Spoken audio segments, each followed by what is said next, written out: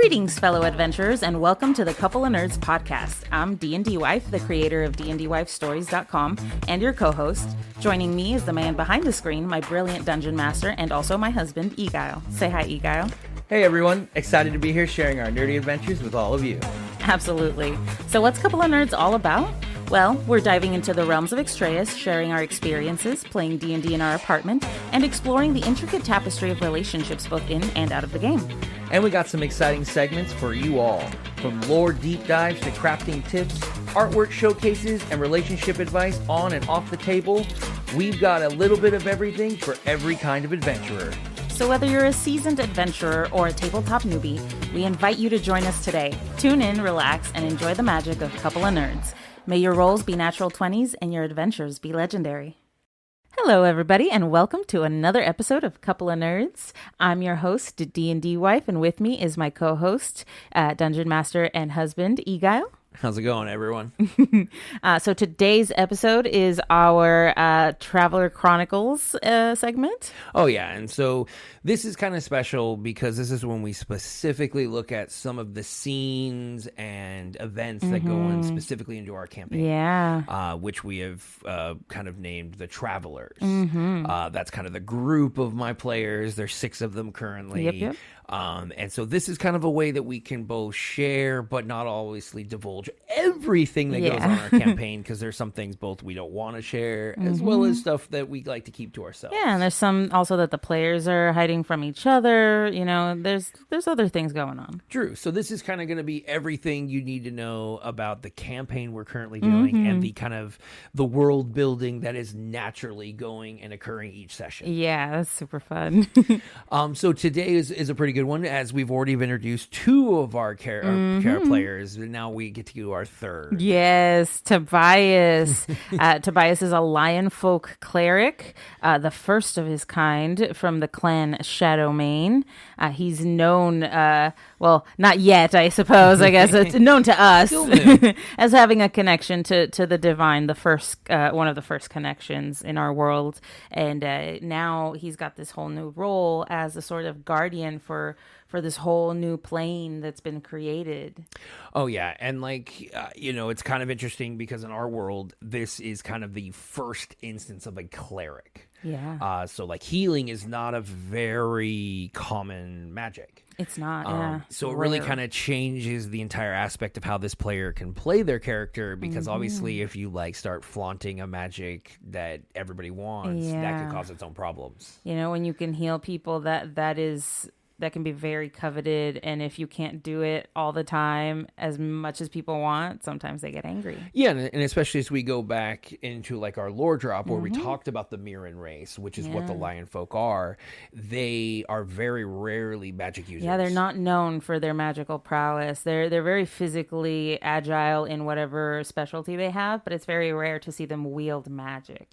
Yeah, and what was really unique is that this player was allowed to create the Society of the Lion Folk. Yeah. So he created this very agrarian kind of combat style, very reminiscent to Romans and that kind of philosophy of life. Yep. So it made for this really unique, because not only are they making their own backstory, but they're also making this own society and culture that reflects for the whole world. Now they're a part of a growing community in the world of Extrayus. They're not just static, these sort of existed in my background. No, they're living creatures.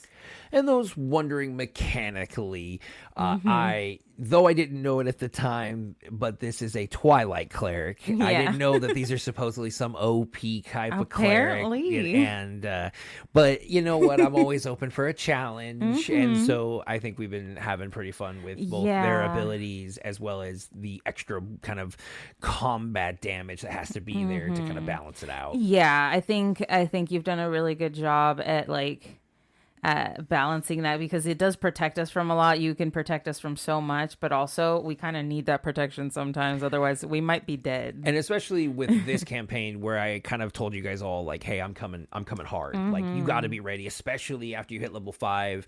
That's kind of the tutorial. Kid gloves are off. Yeah, be ready, know your spells, know your abilities, because I'm coming for you. So the real cool thing too is that because not only did he create the society and being the first cleric, it also means he had to create his own deity. Yeah. Because there really aren't any in Extrayus, as we've been talking about. We'll Not go into yet. more detail, Yeah. hopefully soon.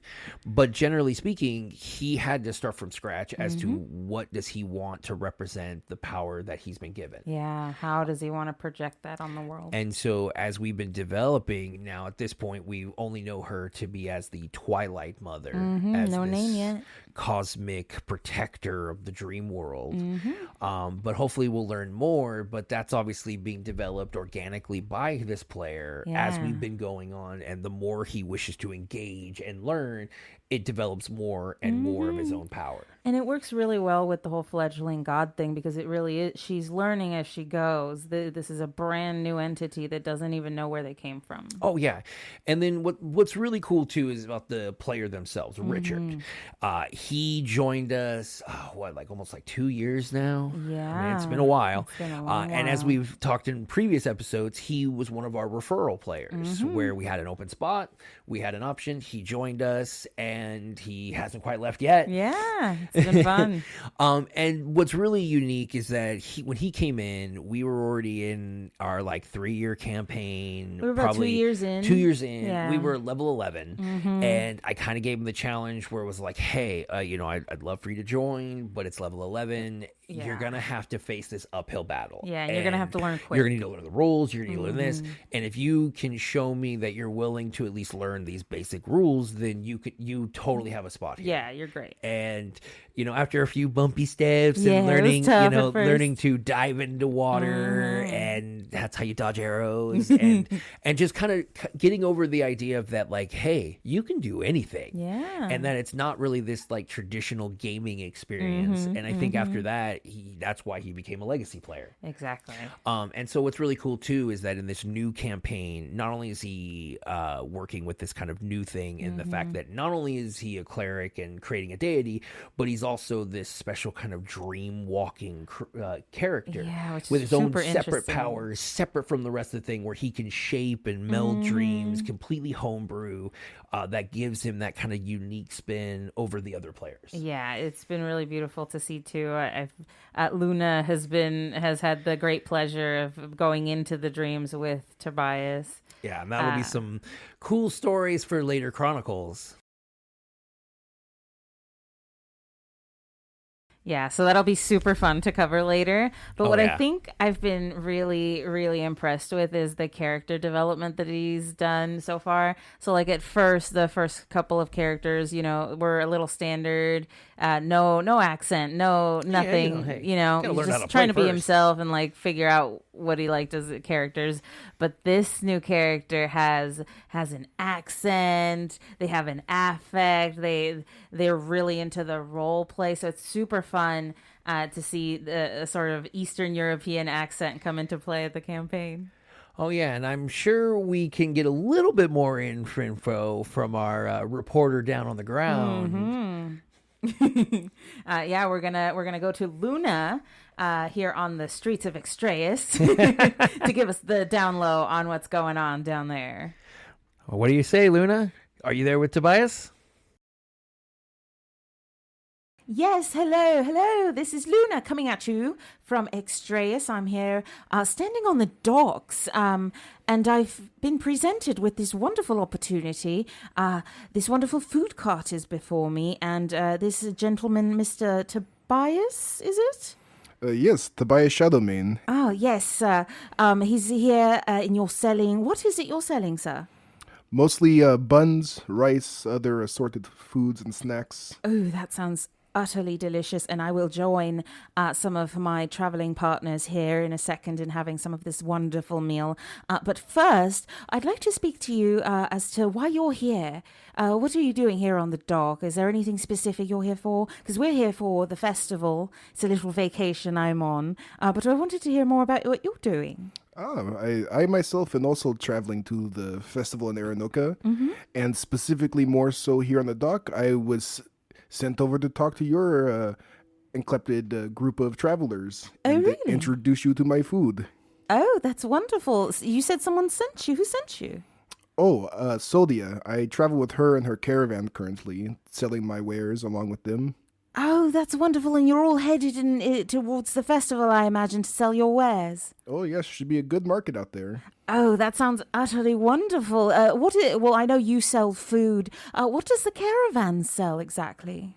Lots of odd and ends, but primarily they sell water. It's very hard to come by sometimes out here in the plains. Oh, is it? I would have thought, because it's such a vast land, that there would be lots of watering holes and such available. But really, the water is scarce. It can be in between parts. There's a few rivers that come through the land, but not always. Oh, so interesting. Well, that is something I just did not know, and it's wonderful to learn something new every day. But can you tell us a little bit more about yourself? Besides food and everything that you do, is there anything else you like to do, hobbies? Hobbies, I don't have much time for hobbies, I suppose. Yes. In my spare time, I prepare more food. I prepare tonics and tinctures in order to help me heal people. I'm a healer also, along with a cook. And I'm also currently looking for answers and anybody who might be able to tell me more about some of these visions I've been having and the powers that have come from them. Oh, you've been having visions, and you said they give you powers? Yes. Not too long ago, a few months, I saw a woman in the sky who spoke to me, told me of great danger. And the next thing I know, I had some powers that helped me help people. Well, that is fascinating. I've never heard of something like that occurring. So far, nobody else has either. Nobody else I've spoken to knows anything about it. Does this lady in the sky have a name? Yes. So far, I've only referred to her as the Twilight Mother, but I do not know if she has another name so far. Wow. Well, there you have it. Keep on the lookout for the Twilight Mother. And if you hear anything, please reach out in any way you can to try and find me and let me know. And perhaps I can let Tobias know. Thank you so much for joining us. Now I'm going to let you get back to your cart, and I'm going to be talking to Richard now. Thank you so much. Thank you for having me. Well, thank you very much, Richard, for that wonderful introduction to Tobias. Can you let us know a little bit about how you came to create him, what you thought about when you made him? Well, yeah.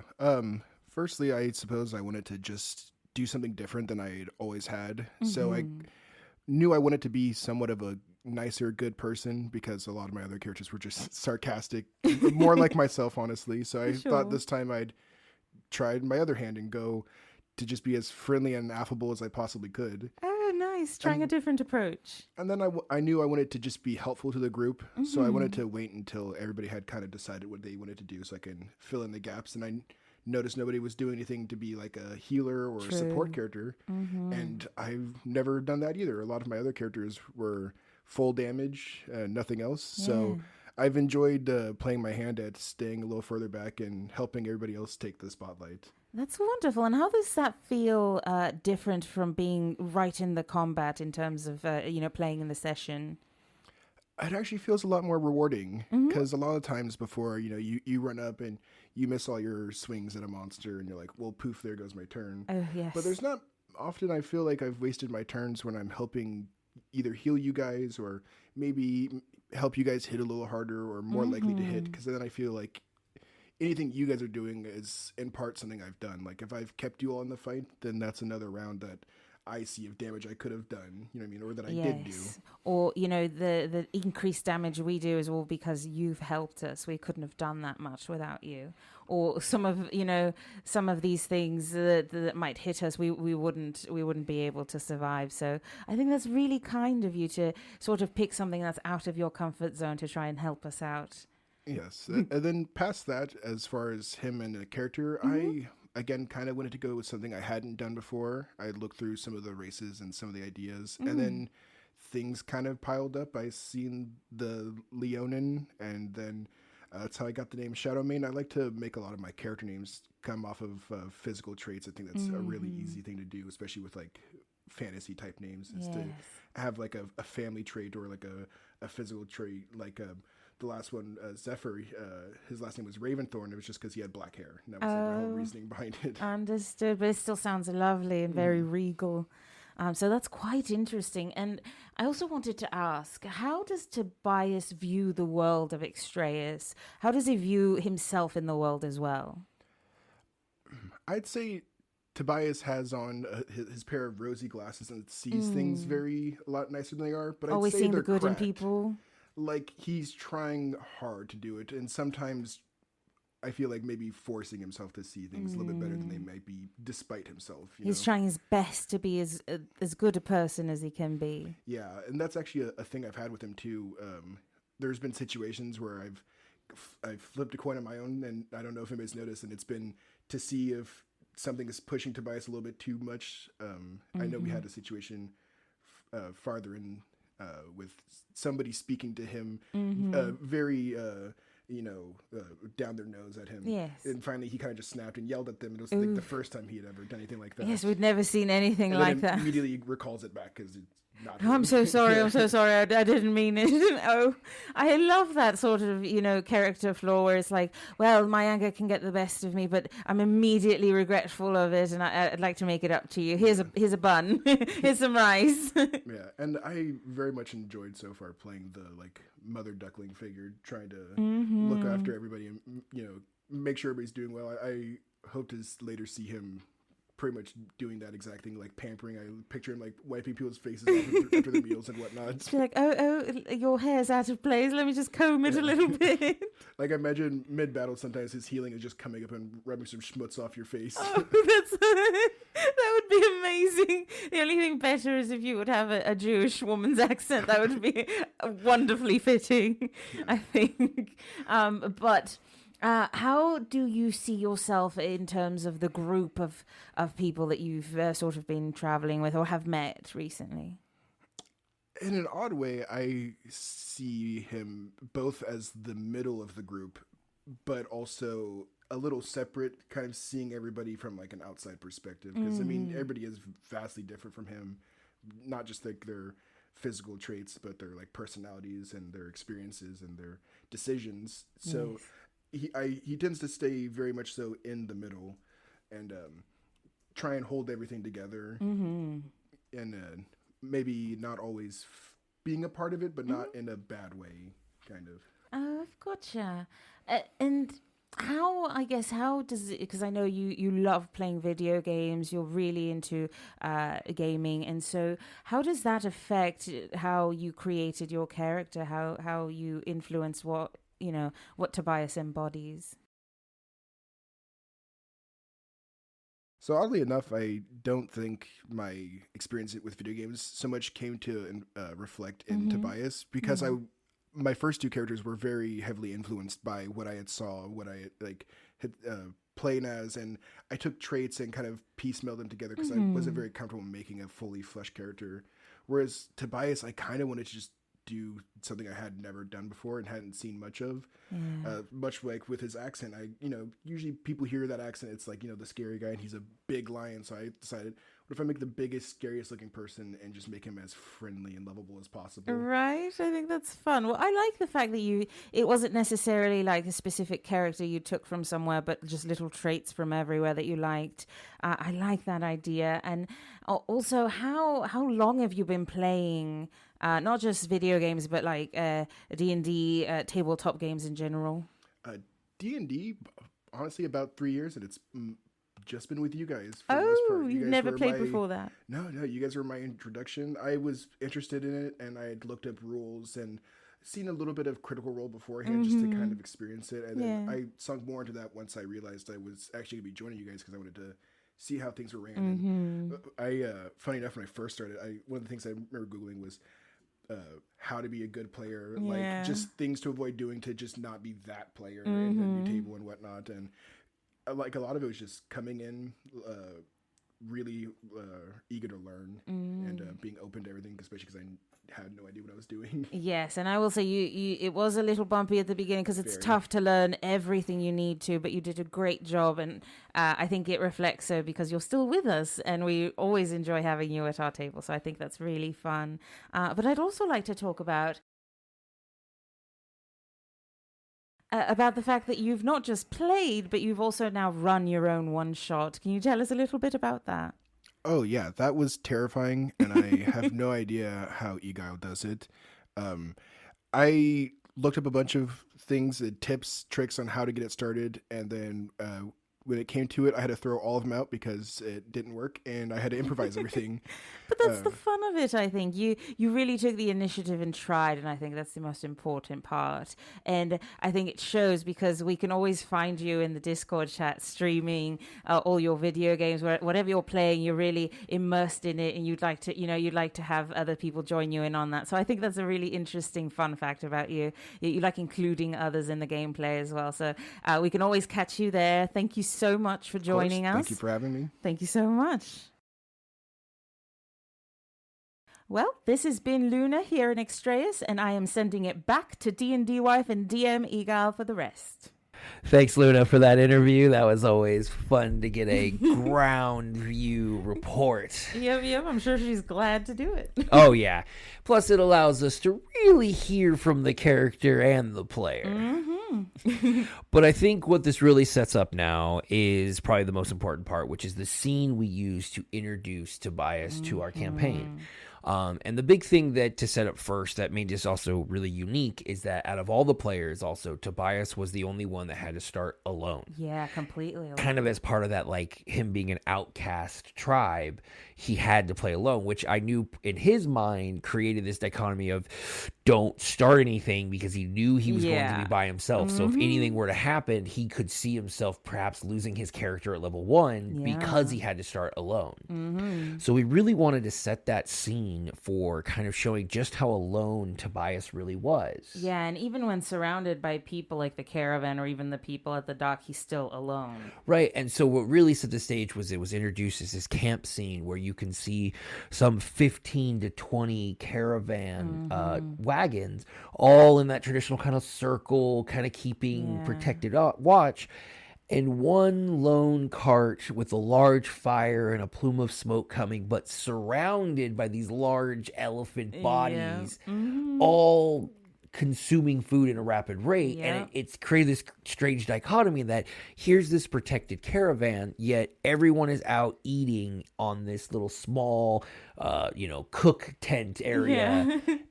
But it also shows that they want stuff that Tobias, obviously he makes great food. I mean, it's amazing. Yet they're still kind of keeping him at this distance, forcing him to stay away and kind of keeping that kind of shunning mentality towards him. It was a little interesting to see that because you assume a caravan will stick as close together as possible just for safety in numbers.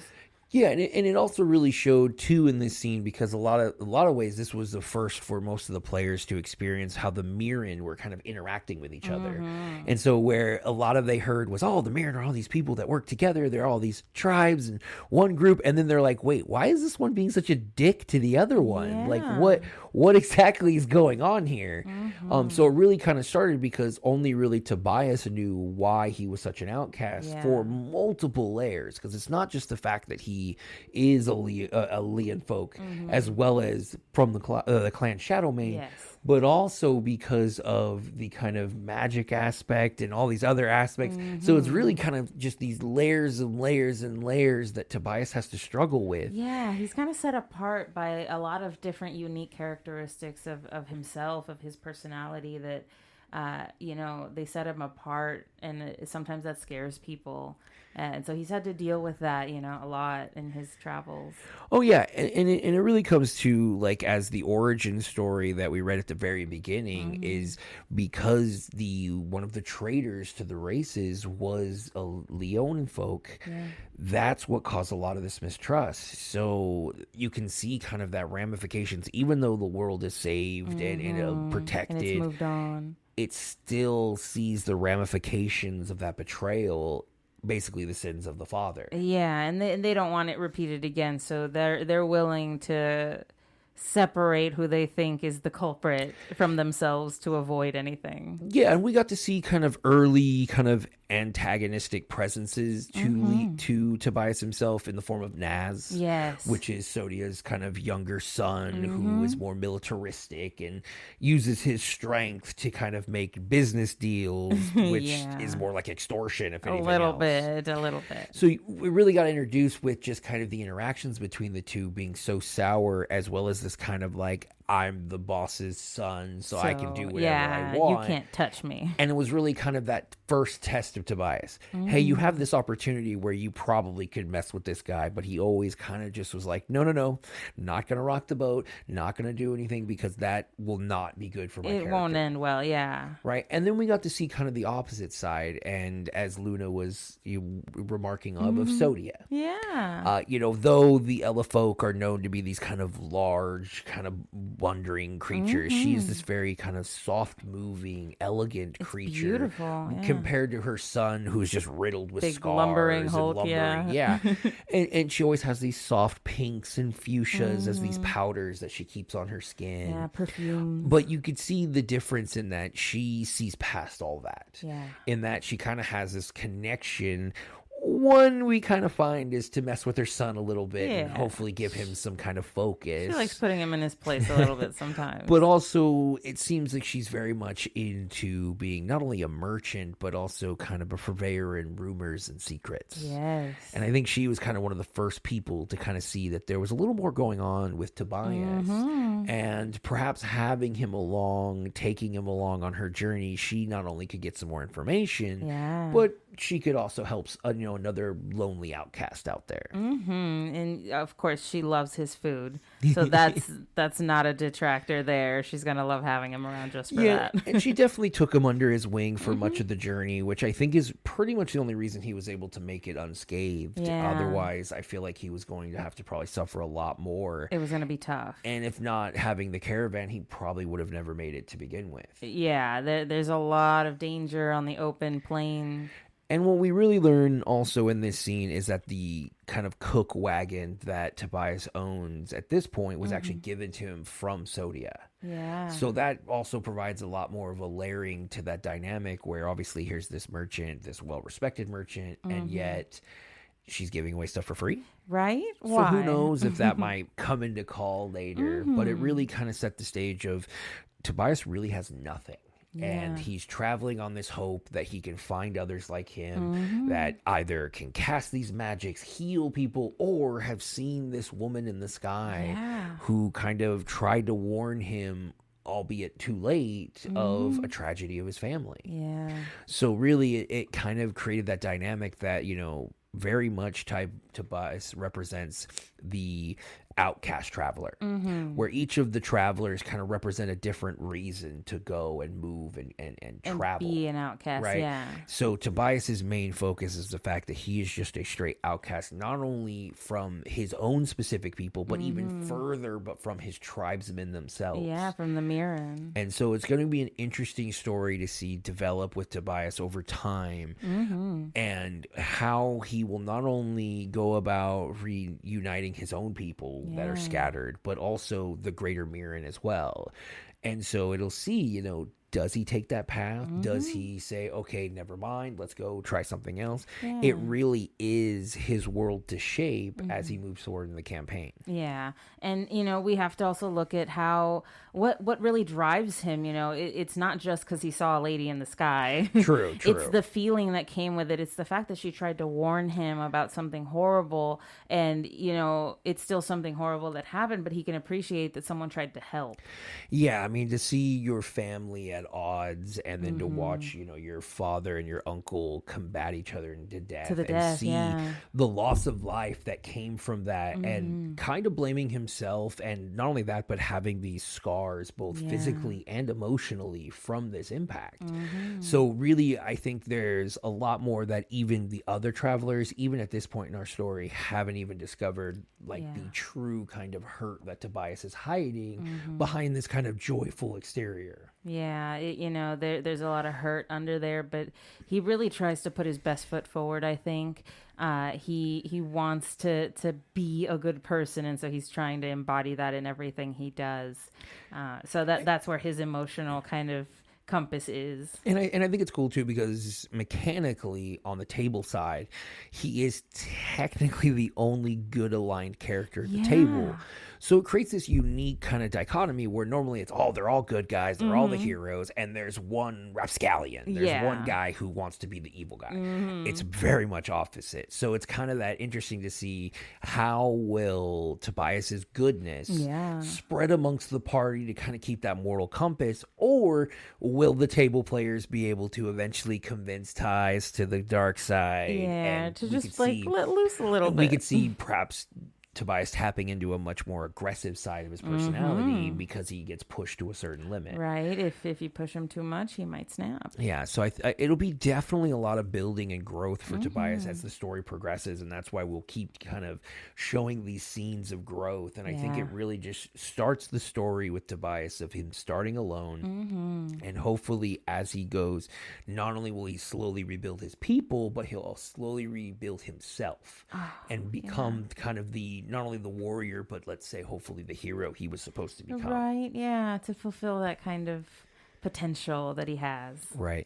But we can only have time and let that see what exactly will happen. Obviously, at this point, we're just starting at the beginning of the story, so we have much more stories and tales to tell of Tobias. And as his player had said, there are a few upcoming experiences you'll kind of see, and we'll be sure to have Richard back so that we can get more of that perspective, so that we can hear kind of how he was thinking of these different coin flip scenarios that he got himself into. Right.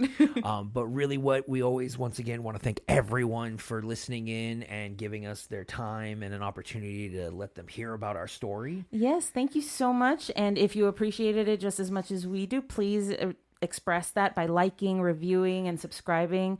We really appreciate it. We want to build this vibrant community of fellow nerds.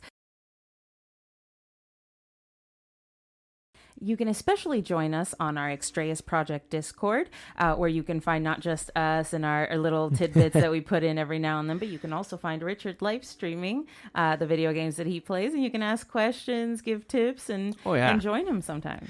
Oh, yeah. And be sure to keep an eye out for other episodes of the Traveler Chronicles because this will keep going. We'll be introducing our next character, which will be Captain V. So it'll be interesting to hear a little bit about the person who introduced pirating to our world. Yes. So be sure to keep an eye out for that. And once again, thank you for all you out there. We know we're small, but every bit of views, every bit of likes helps so much. Yes, thank you once again. Thank you very much, and have a good night. And that concludes today's journey through the realm of Couple of Nerds. We hope you had a blast exploring the intricate world of Extrayus. Don't miss out on the visual extravaganza over at our YouTube page at Couple of Nerds Podcast. It's where the magic comes to life with exclusive video segments, art previews, and a peek behind the curtain. Dive deeper into our adventures by visiting DnDWifeStories.com, your haven for all our podcast transcripts and a treasure trove of content dedicated to the captivating universe of Extrayus. Your unwavering support is our greatest treasure. Take a moment to weave your thoughts into a review and hit that subscribe button for an enchanting journey with Couple of Nerds. Join us beyond the podcast in the Extrayus Project Discord. Connect with us, the creators, and even the travelers themselves. Witness the magic unfold in live drawing streams, game alongside us, and step into our digital tavern, the Bard's Haven. Share your stories and characters with fellow adventurers. Visit DnDWifeStories.com for the link to join our vibrant community. Stay tuned for more tales, more laughs, and more insight into the world of tabletop gaming. Until then, may your dice be kind, your campaigns epic, and your adventures legendary.